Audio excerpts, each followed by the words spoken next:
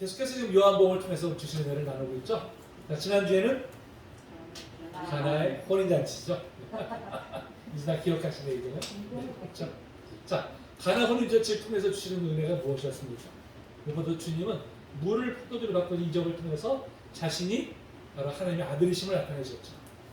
네, 그뿐만 아니라 첫 번째 이적을 혼인잔치에서 행하심으로 우리를 이제 혼인잔치 상징되는 그 천국잔치에 다시금 초청하시는 하나님의 은혜를 이제 우리에게 알게 하셨습니다. 자, 오늘은 그에 이어서 성전을 청결케 하신다는 제목으로 함께 은혜를 나누려고 합니다. 자, 먼저 본문의 내용을 좀 살펴보도록 할 텐데요. 자, 2절, 3절을 보니까 뭐합니까? 유대인의 유월절이 가까운지라 그랬어요. 자, 유월절은 어떤 절기인가요? 유월절은 우리 잘 알다시피 자, 애굽에 노예됐던 이스라엘 하나님께서 해방시키신 바로 이제 그런 날이죠. 그래서 그것을 기념하는 절기입니다. 유대인의 절기 중에서도 가장 절정의 절기다 이렇게 이제 말씀을 드릴 수 있습니다. 마치 이제 우리가 일제에서 해방된 날을 기념해서 지키는 절기가 뭐예요? 광복절이잖아요. 네, 그것과 유사한 그런 개념이라고 볼 것입니다. 자, 하나님께서 이스라엘의 모든 남자들은 1년에 3차례 성전에 올라와서 예배를 드리도록 명했습니다. 자, 그러면 3차례가 어떤 절기죠? 첫째, 유월절. 두 번째가 뭘까요? 네? 맥주절. 맥주절 또는 오순절. 세 번째가 초막절 또는 수장절. 그래서 세 절기가 바로 이제 1년에 3차례 반드시 이제 하나님 앞에 올라와서 예배를 드리도록 이렇게 명했습니다. 특별히 이 세 절기 때 중에서도 이 유월절은 가장 큰 절기잖아요. 이때는 전 세계에 흩어져 있던 그 디아스포라 유대인들도 이때는 다 예루살렘에 올라왔습니다. 그 당시에 예루살렘 상주 인구가 한 10만 명 정도 된 것으로 추산하고 있는데요. 그런데 이 유월절 때는 무려 한 50만 명 정도 되는 사람들이 이제 이 예루살렘 성 안으로 이제 몰려들었다고 합니다. 그 당시에 사실 10만 명이라면 꽤 큰 성이에요. 꽤 큰 성인데 그거에 5배나 몰려들었으니까 뭐 그 혼잡은 뭐 말도 표현할 수 없는 정도죠. 얼마나 많은 사람이 몰려들었는지 정말 발 디딜 틈도 아마 없었을 그럴 정도였을 것입니다. 자, 이때 예수님께서 유월절을 맞아서 예루살렘에 올라가시게 되었어요. 자, 그런데 자, 성전 안에 들어가셔가지고 자, 어떤 풍경을 목격하셨을까? 어떤 풍경을? 자, 성전에 보니까 뭐예요? 소와 양과 비립하는 사람들, 또 돈 받고 하는 사람들이 앉아있는 것을 보셨다 그랬어요. 성전 안에서 온갖 짐승들의 매매와 함께 환전이 이루어진 것을 이제 목격하게 되셨죠. 자, 이걸 목격한 예수님께서 어떻게 하셨습니까? 어떻게 하셨어요? 노끈으로 채찍을 만드셔가지고 온 짐승을 다 내쫓으신 거예요. 그리고 환전상들의 그 상을 다 뒤엎어 버리셨어요. 여러분, 상을 뒤엎는 행위를 우리가 어디서 목격했을까요? 어디서? 젊은 분들 하면 잘 못 봤을 거예요. 예전에 나이 드신 분들은 잔치에 가면 술 취한 사람들이 꼭 이런 행동을 하잖아요. 그렇죠? 술 취해가지고 자기 마음에 안 들면 어떻게 해요? 상을 확 뒤엎어버리잖아요. 예전에 또 이 좀 가장들이 밥상이 마음에 안 들면 다 먹다가 상을 확 뒤엎는 이런 일도 있었다고 합니다. 뭐 요새 그렇게 행하시는 분들이 아마 없겠지요. 자, 어쨌든 간에 자, 그런 행동을 누가 했어요? 주님이 하셨어요. 예수님이 하셨다는 거예요. 이게 너무나 놀라운 일이 아닐 수가 없습니다. 자, 우리 성도님들은 예수님 하면 어떤 이미지가 떠오를까요? 어떤 이미지가? 참 온유하시고 겸손하시고 늘 따뜻하고 부드러운 눈길로 우리를 바라봐 주시는 분. 자, 화는 절대로 한 번도 내지 않으실 것 같은 분. 우리가 아무리 뭐 잘못해도 야단도 치지 않으시고 그냥 다 용서해 주시는 분. 그런 이미지가 아마 떠오를 것입니다. 예수님도 자신을 가리켜서 나는 온유하고 겸손하다고 말씀하셨어요. 자, 이 말씀 읽어볼까요? 자, 시작. 나는 마음이 온유하고 겸손하고 내 몸이 알고 그리하면 너희 마음이 힘을 얻으리니. 아멘. 예수님 자신을 가리켜서 나는 마음이 온유하다고 이렇게 말씀하고 있어요. 그런데 자, 우리가 생각하는 예수님의 이미지와 너무 다른 그런 모습을 우리가 오늘 본문을 통해서 보게 되잖아요. 아니 어떻게 이렇게 온유하면서 겸손하신 예수님께서 그토록 무섭게 진노하시면서 이 성전틀에 장사하는 사람들을 막 내쫓으시고 상을 둘러엎으시고 이런 과격한 행동을 어떻게 하실 수 있을까? 사실 우리가 알고 있는 예수님 이미지에 비춰봐서 선뜻 이해하기 어려운 것이 사실입니다. 그런데 예수님 이런 모습은요 여기만 나온 것이 아니에요. 예수님 심지어 서기관과 바리새인들에게 저주까지 퍼부었어요. 저주까지. 자, 좀 읽어볼까요? 자, 시작. 화 있을 진저 외식하는 서기관들과 바리새인들이여, 너희는 교인 한 사람을 얻기 위하여 바다 육지를 두루 다니다가 삼기면 너희보다 배나 더 지옥자식이 되게 하는도다. 화 있을 진저 눈먼 인도자여, 너희가 말하되 누구든지 성전으로 맹세하면 아무 일 없거니와 성전에 금으로 맹세하면 지킬지라 하는도다. 화이지 친절은 뭐예요? 그야말로 저주를 퍼붓는 것이죠. 저주. 너희한테는 반드시 화가 임할 것이다. 저주를 퍼붓는 거예요. 아니 어떻게 온유하신 예수님께서 저주를 퍼붓시다니. 참 우리가 이해하기가 쉽지 않죠. 자, 이것을 보면 자 온유하다는 것이 그냥 우리가 생각하듯이 그냥 무조건 화도 안 내고 언제나 그냥 웃음 띤 얼굴로 대하는 것이 아님을 알 수가 있죠. 여러분 성경에서 말씀하는 온유라는 것은 무슨 의미일까요? 그것은 바로 겸손한 자세로 모든 것을 하나님의 힘으로 감당하는 것을 말합니다. 우리가 생각하는 그냥 화도 안 내고 언제 웃음 띤 얼굴로 대하는 것이 아니라 겸손한 마음으로 오직 하나님을 의지하는 것. 이것을 성경에서는 온유하다 이렇게 표현하고 있어요. 그러면서 예수님은 스스로를 의지하거나 자만하지 않고 오직 하나님을 의지하고 하나님 뜻에만 순종했기 때문에 온유하신 분이십니다. 또 온유한 사람은요 화를 내야 될 때는 화를 내요. 침묵할 때도 침묵을 합니다. 자, 세상 사람들은 대부분 어떻습니까? 자신의 이익이나 신변을 생각해서 행동을 하잖아요. 그렇죠? 자, 근데 온유하신 예수님은 오직 하나님 앞에서 온유치 못한 일에 분노를 하셨어요. 자, 이런 분노를 가르쳐서 뭐라고 표현합니까? 거룩한 분노라고 그러죠. 거룩한 분노. 그냥 똑같이 우리가 분노가 아니라 바로 거룩한 분노죠. 예수님은 거룩한 분노를 내신 것입니다. 특히 오늘 본문에 보니까 하나님의 영광을 나타내야 될 성전이 더럽혀진 것에 대해서 분노를 하신 것이죠. 여러분 그런 면에서 우리 그리스도인들도 거룩한 분노를 할 줄 알아야 됩니다. 무엇보다 거룩함을 나타내야 될 교회가 거룩함을 잃어버렸을 때 분노해야 돼요. 세상이 하나님의 뜻에 크게 어긋난 모습을 보일 때는 분노할 줄 알아야 됩니다. 우리 자신이 성도로서 합당한 삶을 살지 못할 때 우리 자신에 대해서도 분노할 줄 알아야 됩니다. 이 거룩한 분노는 하나님 앞에 깨어있는 성도가 마땅히 행해야 될 본분이 된 것입니다.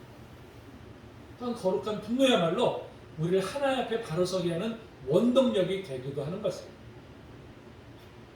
하나님의 영광이 땅에 떨어지고 그 거룩하신 이름이 짓밟히는 그런 상황 속에서도 분노할 줄 모른다면 여러분 우리 영이 잠들어 있던 반증이 아니겠습니까?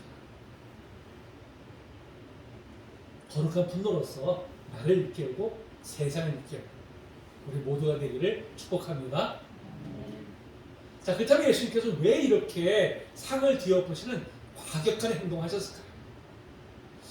자, 그렇게 행하신 일의 배경부터 좀 살펴보도록 하겠습니다. 자, 당시 예수님께서 계셨을 때의 예루살렘 성전은 몇 번째 성전일까요? 몇 번째? 몇 번째요? 세 번째. 첫 번째는 솔로몬이 지은 성전이죠. 솔로몬 성전이라고 합니다. 두 번째가 포로로 끌려갔다 돌아와서 지은 수르바벨 성전이 있어요. 세 번째가 바로 예수님께서 계셨을 당시에 헤롯이 지은 성전입니다. 그래서 헤롯 성전이라고도 이렇게 하죠. 자, 이 헤롯은 원래 이둠의 자손입니다. 유대 족속이 아니라 이둠의 자손이에요. 그렇기 때문에 유다의 왕이 되기 위해서 자기 원래 아내를 버립니다. 버리고서 이제 이 유대 혈통인 하스모니안 왕조의 이제 공주인 마리암메라는 사람과 정식으로 결혼을 해요. 이 사람이 얼마나 잔인한 사람인지요. 자기가 왕권을 차지하기 위해서 무려 10만 명이 되는 사람을 죽여버려요. 그리고 훗날 자신의 정권 유지를 위해서 자기 아내까지 또 죽여버립니다. 자기 장모도 죽이고요. 심지어 자기 아들까지 죽여요. 자기 정권을 위해서는 혈육도 소용없는 그런 아주 잔인한 그런 사람이었어요. 그런 사람이 정권을 유지하기 위해서는 무엇보다 로마의 환심을 사야 되거든요. 로마의 환심. 그러니까 로마의 환심을 사기 위해서 온갖 짓을 다 했습니다. 자, 이런 사람이 이제 유대인의 환심을 사기 위해서 행한 일이 뭐냐? 예루살렘 성전을 재건한 일이었어요. 그 당시 성전이 이 백색 돌만 그대로 두고 다 전체를 금으로 도금했다고 합니다. 여기 맑은 날에는 눈으로 쳐다볼 수 없을 정도로 그렇게 그 햇빛이 비쳐가지고 너무나 화려한 그런 성전이었다고 해요. 그 당시에는 헤롯의 건축을 보지 못한 자는 아름다운 것을 보지 못한 자다, 이런 말까지 있었다고 합니다. 그 당시 성전의 규모가 한 48,000평 정도 됐다고 해요. 엄청나게 큰 바로 이제 그런 성전이죠. 자, 그런데 여러분, 그런 화려함에도 불구하고 그 안에는 거룩성이 없었어요. 거룩성. 이 헤롯은 헬라 문화의 전파자로 불릴 만큼 헬라 문화에 집착했던 그런 사람이었습니다. 성전을 지을 때도요, 로마의 상징 황금 독수리를 성전 입구에다 딱 세워놨어요. 또 당시의 성전의 대제사장직은 아론의 자손의 후 계통이 아니라 하스몬가가 장악하고 있었는데요. 이들은 로마의 꼭두각시였습니다. 당시 제사장은 로마가 임명했어요. 로마의 총독이 임명을 했습니다. 그러니까 당시 제사장이었던 안나스가 이 로마의 총독 구레뇨가 임명한 사람이었어요. 그러니까 얼마나 로마의 환심을 사기 위해서 얼마나 온갖 짓을 저질러 됐습니까? 심지어 번제하기 위해 제우스 신상을 세우고요. 매일 로마 황제와 로마 제국의 번영을 위한 희생 제사를 지냈다고 합니다. 그러니까 성전이 성전이 아닌 것이죠. 거룩성을 잃어버린 것입니다. 자, 이렇게 부당하게 로마 권력에 이제 결탁한 왕과 대제사장이 이 성전 권력을 잡자 거룩한 성전을 자신의 권력과 부를 축적하는 그런 수단으로 이제 전락시키고 말았습니다. 이 당시 예루살렘 성전은 유대인만 들어갈 수 있는 전용 뜰과 그 다음에 이방인도 들어갈 수 있는 이방인의 뜰이 있었습니다. 근데 이방인의 뜰에다가 바로 이제 이 성전 제사를 드릴 때 필요한 제물을 바꾸는, 매매하는 그런 장사치들, 그 다음에 돈을 바꿀 수 있는 환전상들을 그 이방인의 뜰 안에다가 이제 들여놓은 거예요. 당시에 이제 멀리서 오다 보니까 재물을 다 들고 올 수가 없잖아요. 그런데 그곳에서 이제 사기합니다. 또 일부러 제사장들이 재물을 검사를 할 때 그들이 갖고 온 것은 다 불합격 판정을 내려버려요. 그래서 어쩔 수 없이 그 장사치들한테 이제 사게끔 그렇게 만듭니다. 또 당시에는 이제 이 20세 이상 된 남자들은 성전 세를 바치도록 돼 있었어요. 근데 당시에는 화폐가, 로마 화폐는 거기 로마의 그 여신상이 새겨져 있거든요. 그러니까 이거는 우상이 새겨져 있기 때문에 이건 바치면 안 된다. 그래서 유대 화폐로 바꾸게 합니다. 바꾸게 하면서 거기서 또 엄청난 폭리를 또 취했어요. 특히 또 제사를 드리는 제물 중에 비둘기는 가난한 사람이 드리는 제물이었어요. 근데 심지어 거기까지도 폭리를 취해가지고 무려 시세의 16배까지 그렇게 이제 폭리를 취했다고 합니다. 그러니까 완전히 거룩한 성전이 그 제사를 드리는 걸 이용해가지고 폭리를 취하는 그런 수단으로 이제 전락시키고 만 것이죠.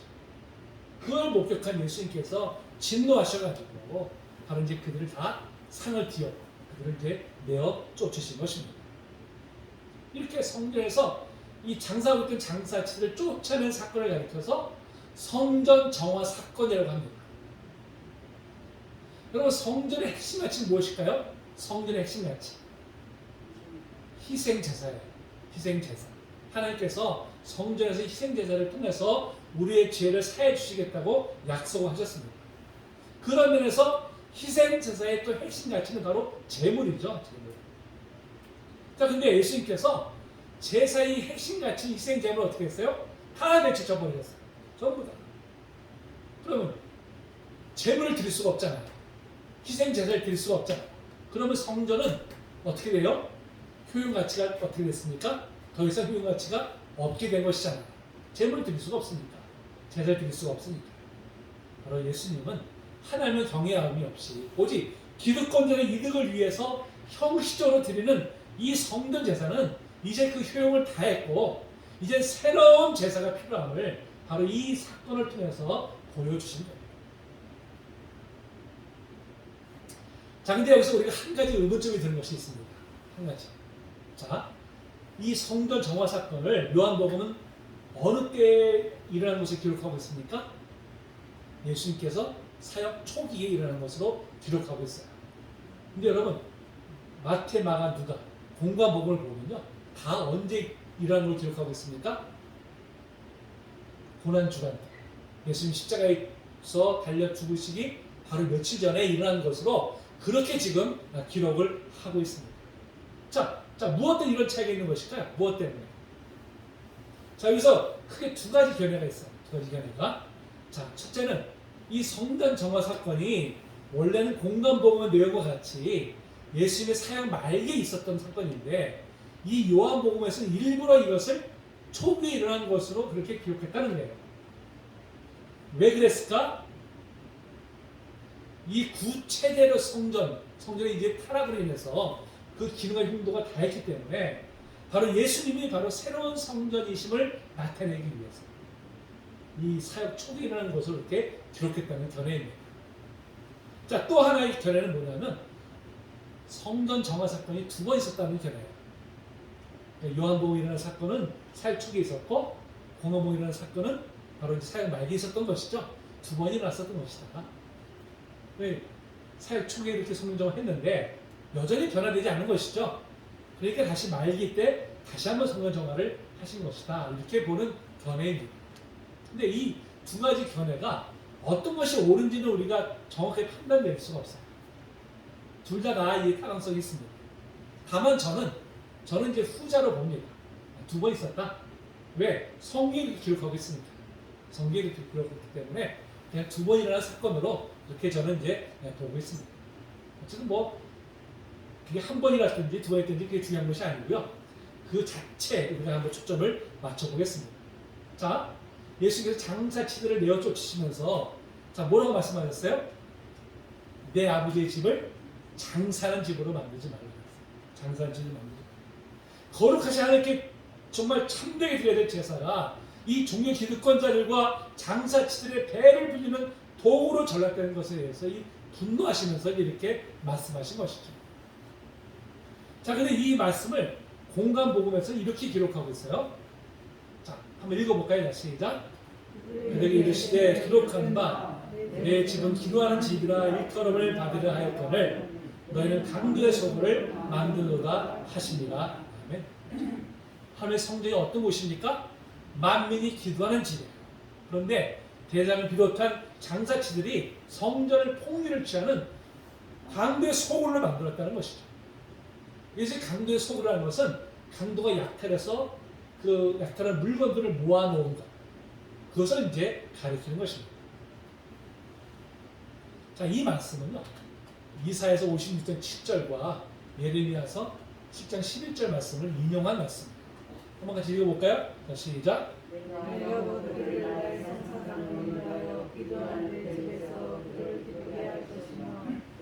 번제와 희생을 나의 제단에서 기꺼이 받게 되리니 이는 내 집은 만민이 기도하는 집이라 일컬음이 될 것이니라. 내 이름을 일컬음 받는 이 집이 너희 눈에는 도둑의 소굴로 보이느냐? 보라, 나 곧 내가 그것을 보았노라. 여호와의 말씀이니라. 네. 성전은 하나님의 집이죠. 하나님을 향하여 기도하는 집이고, 하나님과 죄인이 만나는 집이고, 죄인이 용서받고 하나님의 함께하심을 경험하는 거룩한 곳입니다. 그런데 이 탐욕으로 가득 찬 이 대장을 비롯한 종교 기득권자들에 의해서 거룩한 성전이 거룩성을 잃어버린 채 더럽혀지고 말았습니다. 그 당시에 그 많은 사람들이 이에 대해서 눈살을 찌푸렸을 거예요. 근데 아무도 말을 꺼내지 못하는 거예요. 두려워서. 그러니까 이 같은 광야의 목자이신 예수님께서 하나님의 거룩한 성전이 더럽히는 것을 더 이상 보고 있지 못하니까 바로 상을 뒤엎으신 이런 과격한 행동을 하신 것입니다. 여러분, 하나님의 성전은 하나님의 임재가 있는 곳입니다. 하나님을 온전히 예배하는 곳이죠. 여러분, 하나님을 예배한다는 것은 단지 제물만 드리는 것이 아닙니다. 우리의 삶 속에서 온전히 하나님의 뜻을 이루기를 힘쓰다가 그 삶을 온전히 하나님께 바치는 거예요. 그게 예배입니다. 그런 면에서 하나님의 겉으로는 아무리 풍성한 제물로 제사를 드린다고 할지라도 그 삶 속에 하나님의 임재하심이 없다면, 하나님 뜻에 순종함이 없다면 그 제사조차 역겨워졌어요. 자, 이 말씀이 좀 길지만 저와 여러분들이 한 절씩 한번 교독해 보겠습니다. 여호와께서 말씀하시되 너희의 무수한 제물이 내게 무엇이 유익하뇨? 나는 수장의 번제와 살진 짐승의 기름에 배불렀고 나는 수송아지나 어린 양이나 수염소의 피를 기뻐하지 아니하노라. 너희가 내 앞에 모여오니 이것을 누가 너희에게 원하느냐 내 마당만 밟을 뿐이다. 헛된 제물을 다시 가져오지 말라. 분양은 내가 가정히 여기는 바요 월삭과 안식일과 대회로 모이는 것도 그러하니 성회와 아울러 악을 행하는 것을 내가 견디지 못하겠노라. 내 마음이 너의 월삭과 정한 절기를 싫어하나니 그것이 내게 무엇이냐 내가 지게 용기하게 하겠느냐. 여러분, 하나님께서는 예배를 가장 기뻐하시는데 아니 왜 제사와 각종 절기를 역겨워하신다고 표현하실까요? 무엇 때문에? 자, 그 이유가 그 다음에 나옵니다. 자, 또 계속하겠습니다. 너희가 손을 펼 때 내가 내 눈을 너희에게서 가리고 너희가 많이 기도할지라도 내가 듣지 아니하리니 이는 너희의 손에 피가 가득함이라. 너희는 스스로 씻으며 스스로 깨끗하게 하여 내 목전에서 너희 악한 행실을 버리며 평화를 그치고 함께 읽습니다. 선행을 배우며 정의를 구하며 학대받는 자를 도와주며 고아를 위하여 신원하며 과부를 위하여 변호하라 하셨느니라. 아멘. 하나님이 진정으로 원하시는 것이 뭘까요? 겉으로 보여지는 화려하고 성대한 예배가 아니라 악을 버리고 정의를 해가며 특히 사회자의 약자를 돕는 일입니다. 하나님은 화려한 제사보다도 삶 속에서 하나님의 뜻을 따라 행하는 것을 더 기뻐하셨어요. 근데 당시에 제사장을 비롯한 이스라엘 백성들은 이런 하나님의 뜻을 거역하였습니다. 오직 자신의 탐욕과 쾌락을 추구하는 일에만 급급했던 것이죠. 사회적 약자를 돌보기는커녕 자신들의 힘을 이용해가지고 오히려 그들을 수탈을 했습니다. 그렇게 악을 행하던 사람들이 회개하지 않고 죄를만 가지고 오니까 하나님께서 받지 않으시겠다는 거예요. 근데 예수님 당시에 이 종교 기득권자의 행태도 이와 다를 바가 없었습니다. 그들은 하나님의 성전과 제사를 이용해서 자신들의 배를 채우는 일을 선치 않았어요. 하나님께 올려드려야 될 영광을 탐욕의 우상과 바꾼 것입니다. 하나님 믿는 신앙이 철저하게 자신의 탐욕을 채우는 수단으로 이제 전락해버리고 말았습니다. 그런 의미에서 이 장사치들의 상위에 놓여 있었던 제사를 드리기 위한 이 양이나 돈, 이것은 재물이 아니라 탐욕의 우상이었던 것이죠. 그 때문에 예수님은 상을 둘러엎으시고 제사를 드리는 것을 막으신 것입니다. 그리고 이로 인해서 정말 장차 종의 기득권자를 위해서 죽임을 당한 것을 아셨지만 하나님의 거룩한 성전이 더럽혀진 것을 참지 못하시고 이렇게 진노를 하신 것입니다. 자, 이렇게 예수님께서 성전을 청하신 것을 본 이 제사장을 비롯한 종교 기득권자들이 차마 예수님이 행하신 것을 막지는 못하고 자, 뭐라고 말할까요? 18절에 보니까 내가 이런 일을 행하니 무슨 표적으로 우리에게 보이겠느냐? 네가 이런 일을 행하면 이게 정말 하나님의 뜻인지 우리한테 증거를 보여달라, 이렇게 이제 말을 한 것이죠. 자, 근데 예수님께서 뭐라고 말씀하셨을까요? 읽어볼까요? 시작. 대답하여 이르시되 너에게 성전을 헐라 내가 사흘 동안에 일으키리라. 여러분, 당시 예루살렘 성전이요 주전 19년부터 BC 19년부터 이 준공하기 시작을 했었어요. 무려 그때부터 46년의 세월이 흘렀는데요 아직도 완공이 안 됐습니다. 이 완공이 언제 되냐면 주 63년에 완공이 돼요. 63년 엄청난 세월 동안에 이 성전이 이제 건축이 됩니다. 그만큼 규모가 이제 뭐 장엄하고요. 아주 화려에 그지없는 그런 이제 건물이었습니다. 그런데 그때까지도 40년 동안 지은 건물인데 예수님 뭐라고 말씀하세요? 내가 사흘 만에 짓겠다 이렇게 말씀하신 거예요. 사흘 만에. 자, 이 말을 들은 사람들 반응이 어땠을까요? 이 예수라는 자가 정신이 나갔구나. 뭐 그렇게 당연히 생각을 하게 되겠죠. 근데 그들은 예수께서 말씀하신 참된 의미를 깨닫지 못한 것이죠. 예수 이 말씀은 뭘 뜻하는 것입니까? 예수께서 이 성경 헐라고 말씀하신 것은 이제 건물로서의 성전의 기능이 다 했다는 거예요. 성전 체제가 이제 종식되어 있는 것을 바로 선포하신 것입니다. 아무리 겉모양이 화려하고 웅장한 건물일지라도 거룩을 나타내지 못하면 바로 이제 무너져야 함을 말씀하신 것입니다. 여러분 이 말씀대로요. 성전이 완공되고 불과 3년 후 주 69년에 그토록 화려한 유형을 자랑하던 예루살렘 성전이 로마군에 의해서 철저하게 무너지고 맙니다. 정말 돌에 돌아 남잖아요. 여러분 그 가다 보시면 왜 그 화면으로 보시는 것이 왜 통곡의 벽이라는 걸 보시죠? 통곡의 벽. 통곡의 벽이 그 예루살렘 성전의 한쪽 면이에요. 그러니까 이 로마군이 예루살렘 성전을 무너뜨리면서 자기들이 무너뜨린 성전이 얼마나 컸던지 이것을 증거를 남기게 하기 위해서 그 벽 하나만 남겨놓은 거예요. 그 벽만 봐더라도요 얼마나 대단합니까? 얼마나 한쪽 벽인데도 그렇게 엄청난 위용을 자랑하잖아요.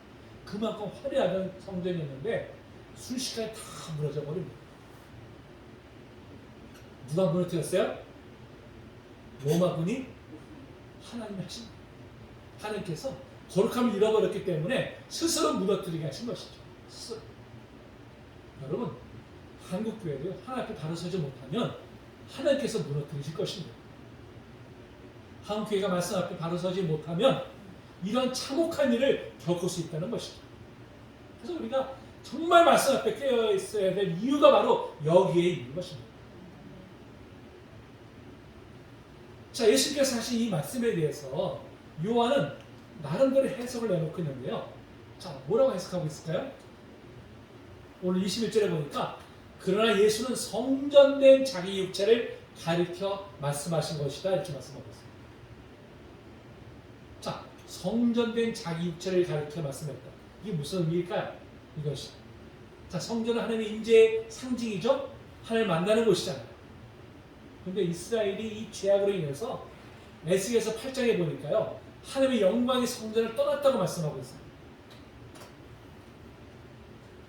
제가 이걸 안 넣었네. 에스겔서 8장 1절에 보니까 그가 또 내게 이르시되 인자야 이스라엘 족속이 행하는 일을 보느냐 그들이 여기에서 크게 가증한 일을 행하여 나로 내 성소를 멀리 떠나게 하느니라. 성소에서 가증한 일을 했기 때문에 하나님께서 하나님의 임재가 있는 성전에서 다시 떠나겠다고 말씀하셨습니다. 자, 이렇게 성령 떠나지 하나님께서 에스겔서 37장에 보니까요. 장차 다시금 하나님께서 성전에 임하시고 하나님의 백성들을 회복시키실 것임을 그렇게 이제 약속을 하십니다. 에스겔 37장 26절 보니까 내가 그들과 화평의 언약을 세워서 영원한 언약이 되게 하고 또 그들을 견고하고 번성하게 하며 내 성소를 그 가운데에 세워서 영원히 이르게 하리니 내 처소가 그들 가운데 있을 것이며 나는 그들의 하나님이 되고 그들은 내 백성이 되리라. 아멘. 다시금 하나님께서 회복시키실 텐데 어디에 계신다고요? 우리 가운데 계신다고. 우리 가운데. 성전에 계시다고 말씀하지 않고 우리 가운데 계시다고 말씀하고 있습니다. 여러분 이 약속의 말씀이 어떻게 성취되었습니까? 누구를 통해서? 예수님을 통해서. 그렇죠? 이 건물 성전의 모든 기능이 바로 예수님을 통해서 성취된 것입니다. 자, 이제 우리는 예수 그리스도를 통해서 죄사함을 받고 영생을 얻었습니다. 예수 그리스도를 통해서 하나님을 만나고 예수 그리스도를 통해서 하나님께 예배합니다. 그래서 예수님이 성전이라는 말씀은 바로 에스겔서를 통해 주셨던 이 회복의 약속이 바로 예수님을 통해서 성취된 것임을 가리키는 것입니다. 예수님께서 사역 초기에 이런 성전 정화를 하신 이유가 바로 이제 건물로 성전은 그 기능을 다했고 예수님 자신이 새로운 성전의 기능을 하실 것임을 나타내기 위해서 바로 이러한 일을 이제 행하신 것입니다. 여러분 오늘날 이 성전의 기능을 대체하고 있는 것이 어디입니까? 교회죠, 교회. 그렇죠? 교회입니다. 근데 물론 여러분 교회가 성전은 아닙니다. 우리가 이 성전을 생각하면 안 돼요. 성전이 이미 다 소멸됐어요. 교회는 성전은 아닙니다. 다만 과거에 성전에 모여서 예배하는 기능을 담당하고 있는 것이 바로 교회이죠. 우리는 교회를 통해서 하나님을 예배하고 하나님과 깊은 교제를 나눕니다. 그리고 하나님의 뜻을 배움으로 깨달아가게 됩니다. 하나님의 뜻대로 살기로 우리가 힘을 쓰게 됩니다. 교회는 하나님의 백성들이 이 탐욕을 가득 찬 세상에서 어떻게 살아야 되는지를 또 가르쳐 줍니다. 교회는 머리 대신은 바로 예수 그리스도의 몸으로서 그 사명을 감당하고 있는 것입니다. 그런 면에서 영적인 의미에서의 성전이 바로 교회죠. 근데 오늘날 이 교회조차도 탐욕의 우상을 섬기는 곳으로 변질되어 가는 것이 현실입니다. 교회 간담마다 하나님의 온전한 뜻이 선포되기보다는 기복주의가 판을 치고 있습니다. 성도들에게 하늘의 영생의 복을 전하기보다는 이 땅의 복을 강조하고 있습니다. 이로 인해서 이 땅에서 죄와 싸워 승리하는 굳건한 성도로 세워야 되는데 세상 사람들과 전혀 다를 바 없는 그런 물질적인 가치관에 물들어버린 그런 연약한 성도를 양산하고 있는 것이 오늘날의 교회의 현실입니다. 목회자들조차도 세속화되어 가죠. 오직 목적이 교회에 키우고 교회 외형을 화려하게 하는 여기에만 온통 초점들을 맞추고 있습니다. 교회를 자신의 야망과 탐욕을 채우는 수단을 여기는 목회자를 인해서 오늘 교회가 된 병들어 갑니다. 많은 목회자들이 탐욕에 젖어가죠. 이런저런 부끄러운 행동에 인해서 세상에 얼마나 지금 부끄러운 정말 수스러운 모습을 지금 드러내고 있습니다. 그러면서 거룩한 분노가 사라져가고 있습니다. 목회자뿐만 아니죠. 성도들의 삶도 예외가 아닙니다. 많은 성도들이 삶 속에서 하나님의 뜻과는 상관을 살면서 그저 종교생활만 잘하면 하나님이 기뻐하신다고 스스로를 합리화시키고 있습니다. 여러분 참으로 안타까운 일이 아닐 수 없습니다. 오늘날 주님께서 이 땅에 계셔가지고 우리 교회의 모습을 보시면 정말 성전의 상을 둘러보신 것처럼 우리 강대상과 헌금함을 뒤엎어버리지 않으실까요? 너희가 나의 교회를 강대 소굴로 만들고 있구나 이렇게 집착하지 않으실까요? 이 땅에 있는 모든 교회와 성도들이 정말 하나님 앞에서 진실되게 회개하고 이러한 잘못으로부터 속히 돌이켜야 됩니다. 그래서 정말 참되고 온전한 예배를 드려야 할 줄로 믿습니다. 오늘 성전 정화 사건은 바로 그것을 우리에게 교훈해 주고 있습니다. 여러분 지금 우리는 온전한 예배를 하나님께 드리고 있을까요? 진실로 하나님께서 기뻐 받으실 만한 그런 예배를 드리고 있을까요? 우리가 아무리 겉으로 경건한 모습을 드린다고 할지라도 우리 안에 있는 탐욕을 내려놓지 않는다면 이는 외식하는 신앙에 불과한 것입니다. 세상의 모든 탐욕을 십자가의 밑에 내려놓고 온전히 하나님을 예배하고 우리의 삶이 정말 하나님 기뻐 받으시는 나는 그런 예배가 되기를 주님의 이름으로 축복합니다. 우리 찬양하시고 기도합니다.